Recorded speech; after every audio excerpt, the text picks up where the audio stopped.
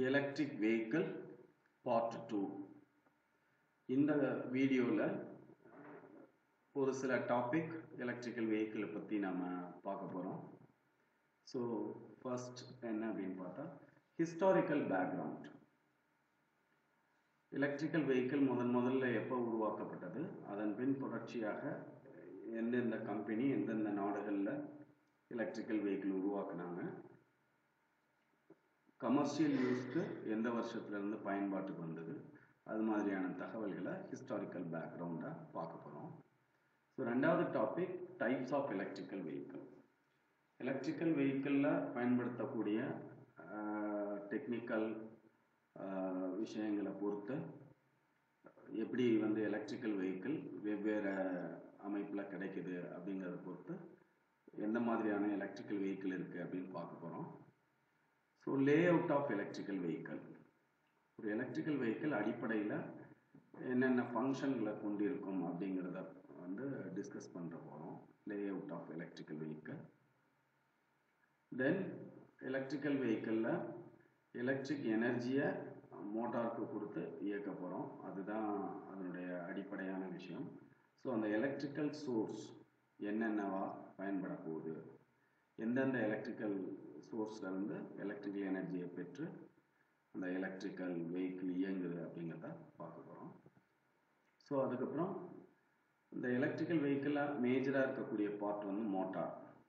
Electrical சோர்ஸில் மேஜராக இருக்கக்கூடிய part battery. அப்புறம் பேட்டரியை தாண்டி இருக்கக்கூடிய இம்பார்ட்டன்ட் பார்ட்ஸ் மோட்டார். ஸோ இந்த எலக்ட்ரிக்கல் மோட்டாரில் பல வகைகள் இருக்குது. ஸோ எலக்ட்ரிக்கல் வெஹிக்கிளில் என்னென்ன மோட்டாரை பயன்படுத்த போகிறோம் அப்படிங்கிறத பார்க்க போகிறோம்.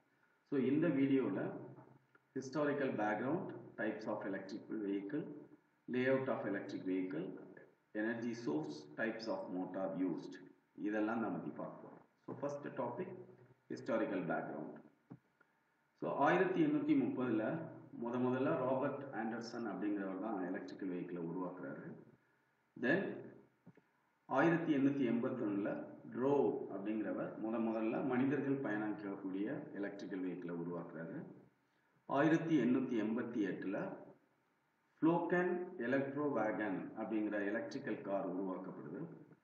1908 மோரின்சன் அப்படிங்கிறவர் யூஎஸ்ல எலக்ட்ரிக்கல் காரை பயன்பாட்டுக்கு கொண்டு வராரு. 1908 ஃபோர்டு நிறுவனம் எலக்ட்ரிக்கல் காரை உருவாக்குறாங்க. 1997 டொயோட்டா அவங்களுடைய எலக்ட்ரிக்கல் வாகனங்களை உருவாக்குறாங்க. 2008 டெஸ்லா எலக்ட்ரிக்கல் காரை உற்பத்தி பண்ணுறாங்க. இதுதான் எலக்ட்ரிக்கல் வெஹிக்கிள் கடந்து வந்த பாதை. ஸோ அதுக்கப்புறம் types of electric vehicle. So electrical vehicle அப்படிங்கிறது முழுவதும் எலக்ட்ரிசிட்டியால் இயங்கக்கூடிய வாகனம். ஸோ அதோட மேஜர் அட்வான்டேஜ் அப்படின்னு பார்த்தோம் அப்படின்னா என்விரான்மெண்டல் பொல்யூஷன், சுற்றுச்சூழல் மாசுபடுவதை தடுக்குது அப்படிங்கிறது தான் ஒரு மிக முக்கியமான விஷயம். ஸோ இந்த எலக்ட்ரிக்கல் வெஹிக்கிள் அதனுடைய அமைப்பை பொறுத்து பல்வேறு வகையாக பிரிக்கப்படுது. So first one battery electrical vehicles. So electrical வெஹிக்கிளில் எலக்ட்ரிக்கல் எனர்ஜியை சேமித்து வைக்கிறதுக்கு பேட்டரி யூஸ் பண்ணுறோம்.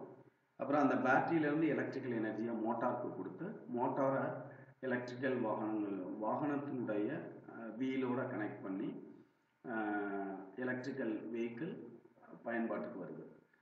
ஸோ மேஜர் பார்ட் அப்படிங்கிறது battery and motor. Battery electrical எனர்ஜியை சேமித்து வைக்கும். மோட்டார் எலக்ட்ரிக்கல் எனர்ஜியை மெக்கானிக்கல் எனர்ஜியாக கன்வெர்ட் பண்ணும். ஸோ அந்த மெக்கானிக்கல் எனர்ஜி வீலுக்கு அனுப்பப்பட்டு வாகனம் இயங்குது. ஸோ இந்த அடிப்படையில் நேரடியாக பேட்டரியிலிருந்து எலக்ட்ரிக்கல் சிக்னலை மோட்டாரோட கனெக்ட் பண்ணி இயக்கக்கூடிய வாகனத்துக்கு பேர் பேட்டரி எலக்ட்ரிக் வெஹிக்கிள்ஸ், பிஇவின்னு சொல்லுவோம். ஸோ இந்த வாகனம் குறைந்த தூரத்துக்கு தான் பயணிக்க முடியும். ஏன்னா பேட்டரியுடைய ஸ்டோரேஜ் கெப்பாசிட்டி, அதோடைய சேமிப்பு திறன் அவ்வளவு தான் இருக்க முடியும். அப்போ ஒரு குறிப்பிட்ட தூரம் டிராவல் பண்ணதுக்கு அப்புறம், குறிப்பிட்ட தூரம் பயணம் ஏற்பட்டதுக்கு பிறகு மீண்டும் நம்ம பேட்டரியை ரீசார்ஜ் பண்ண வேணும். ரீசார்ஜ் பண்ணுறதுக்கு ரீசார்ஜ் ஸ்டேஷன் இருக்கும். ஸோ ரீசார்ஜ் ஸ்டேஷனில் நம்ம காரை ரீசார்ஜ் பண்ணும்போது அதுக்கான ரீசார்ஜ் டைம் அதிகரிக்கும். சாதாரணமாக நமக்கு ஒரு வாகனத்தில் பெட்ரோல் தீர்ந்து போயிடுச்சுன்னா வித்தின் 5 மினிட்ஸ்க்குள்ள நம்ம பெட்ரோல் ஃபில் பண்ணிக்கலாம். பட் இந்த எலக்ட்ரிக்கல் வாகனத்தில் அந்த மாதிரி கிடையாது. 1 மணி நேரம் 2 மணி நேரம் அல்லது குறைந்தது ஒரு ½ அன் ஹவராவது அந்த சார்ஜிங் ஸ்டேஷனில் சார்ஜ் போட வேண்டியிருக்கும். பேட்டரி வந்து சார்ஜ் பண்ண வேண்டியிருக்கும். சார்ஜ் வந்து ஸ்லோ சார்ஜிங் டைம் வந்து அதிகமாகும். ஸோ இந்த மாதிரி வெஹிக்கிளினுடைய அட்வான்டேஜ்னு பார்த்தோம்னா இதில் எந்த விதமான நச்சு வாயுக்களையும் இந்த வாகனம் வெளியிடாது. அதனால சுற்றுச்சூழலுக்கு பாதுகாப்பாக இருக்கும். அப்புறம் இதனுடைய பராமரிப்பு செலவு குறைவாக இருக்கும். ஸோ அடுத்த மாடல் என்ன அப்படின்னு பார்த்தா, ஸோ அடுத்த டைப் அது வந்து ஹைப்ரிட் எலக்ட்ரிக் வெஹிக்கிள்ஸ் அப்படின்னு சொல்லுவோம். ஸோ இப்போ இந்த ஃபர்ஸ்ட் பேட்டரி எலக்ட்ரிக்கல் வெஹிக்கிள்ஸில் உள்ள ட்ராபேக் என்ன அப்படின்னு பார்த்தோம்னா, நீண்ட தூரத்துக்கு பயணிக்க முடியாது, அப்புறம் வந்து சார்ஜ் பண்ணுறதுக்கு நிறைய டைம் எடுத்துக்கும் அப்படின்ற 2 விஷயங்களை பார்த்தோம்.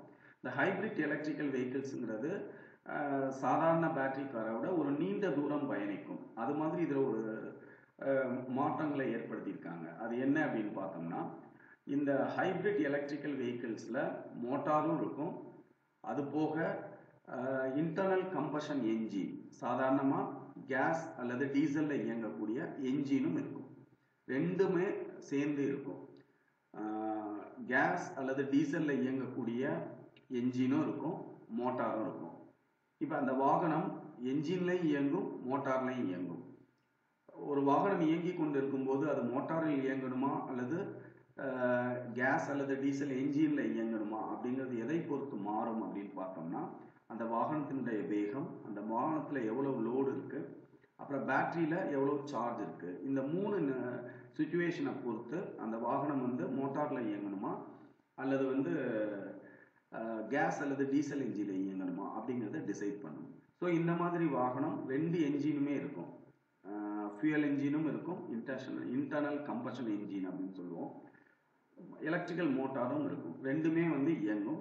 ஸோ அது எப்படி எந்த என்ஜினில் இயங்கணுங்கிறத நிர்ணயிக்கிறது வந்து அந்த வாகனத்தினுடைய வேகம் மற்றும் அதில் இருக்கக்கூடிய லோடு, அப்புறம் பேட்டரியில் எவ்வளவு சார்ஜ் மீதம் இருக்குது, அதை பொறுத்து அது முடிவாகும். ஸோ இந்த மாதிரி எலக்ட்ரிக்கல் வெஹிக்கிளுக்கு சார்ஜிங் ஸ்டேஷனில் சார்ஜ் பண்ணணுங்கிற கட்டாயம் கிடையாது.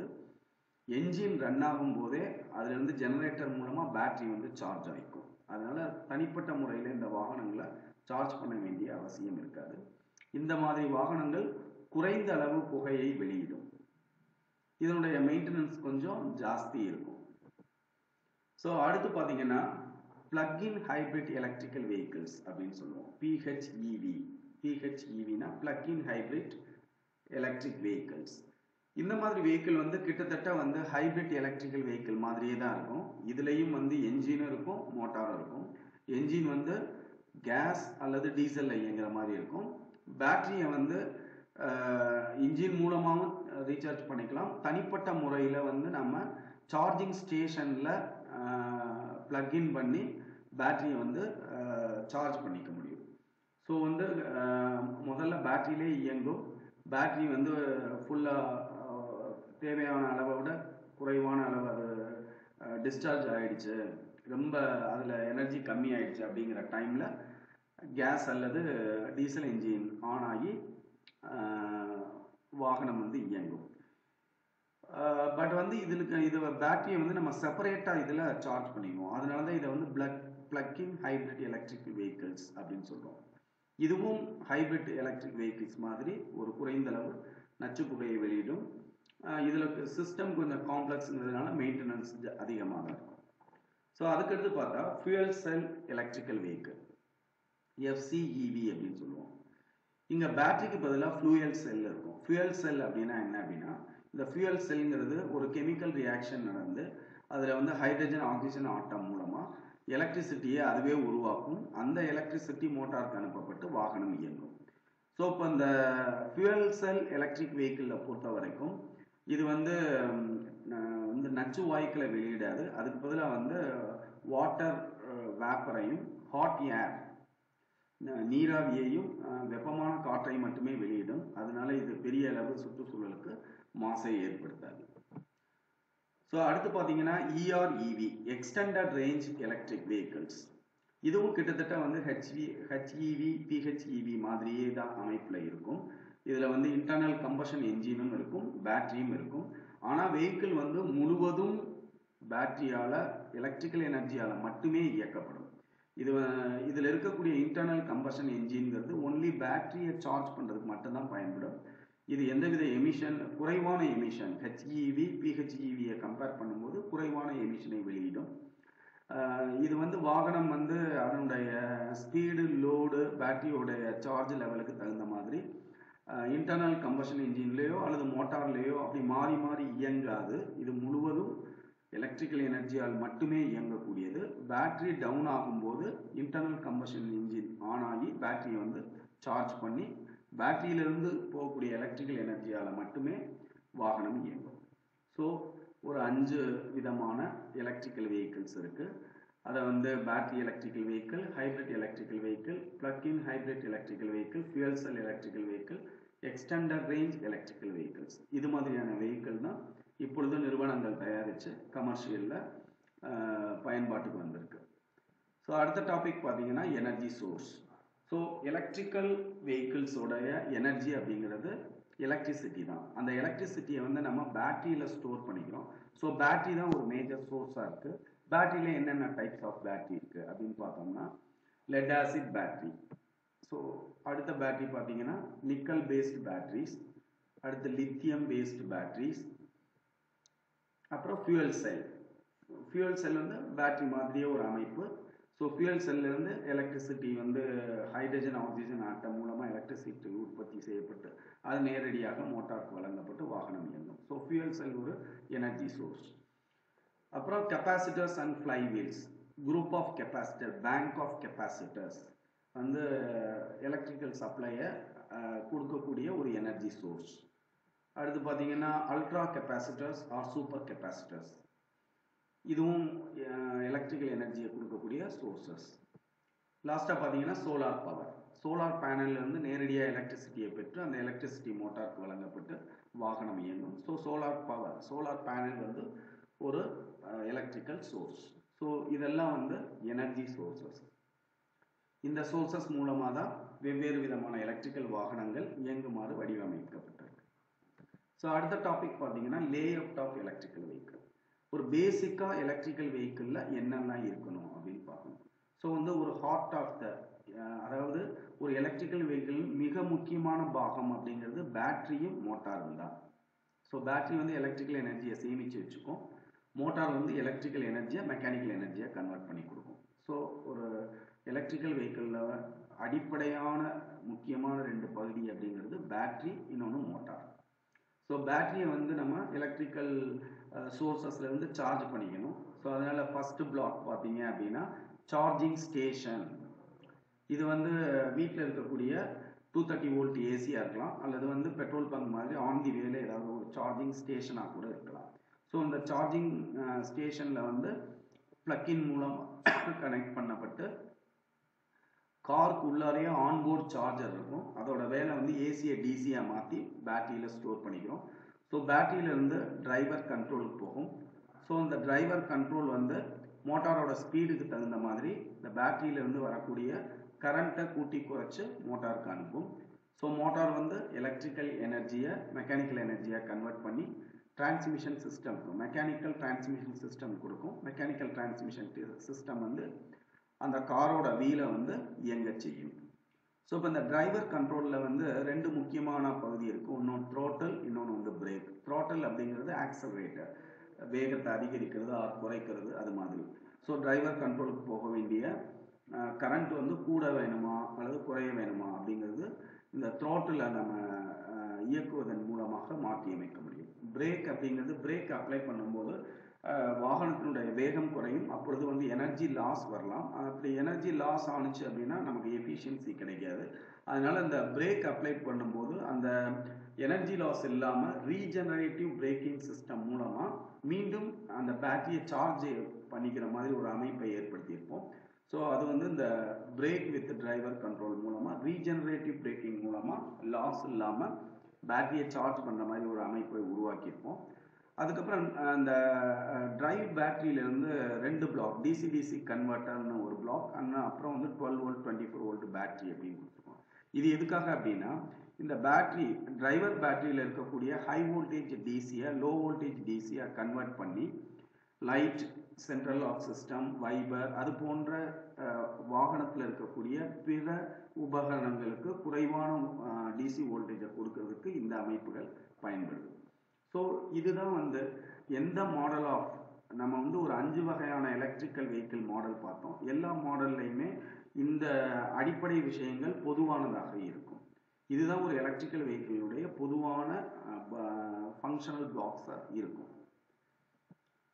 ஸோ ஆல்ரெடி நம்ம சொல்லியிருக்கோம், எலக்ட்ரிக்கல் வெஹிக்கிளில் மிக முக்கியமான 2 பகுதி, ஒன்று வந்து பேட்ரி, இன்னொன்று வந்து மோட்டார். ஏற்கனவே பேட்டரியினுடைய வகைகளை வந்து நம்ம எலக்ட்ரிக்கல் சோர்ஸில் பார்த்தோம். அதே மாதிரி எலக்ட்ரிக்கல் மோட்டார்ஸில் பல வகையான மோட்டார்கள் இருக்குது. இந்த இவி வெஹிக்கிளுக்கு என்ன மாதிரியான மோட்டாரை பயன்படுத்துகிறோம் அப்படின்னு பார்த்தீங்கன்னா, ஃபர்ஸ்ட் இண்டக்ஷன் மோட்டார் ஐஎம் அதை பயன்படுத்துகிறோம். பெர்மனன்ட் மேக்னெட் மோட்டார் பிஎம்எம் அப்படிங்கிறத யூஸ் பண்ணுறோம்.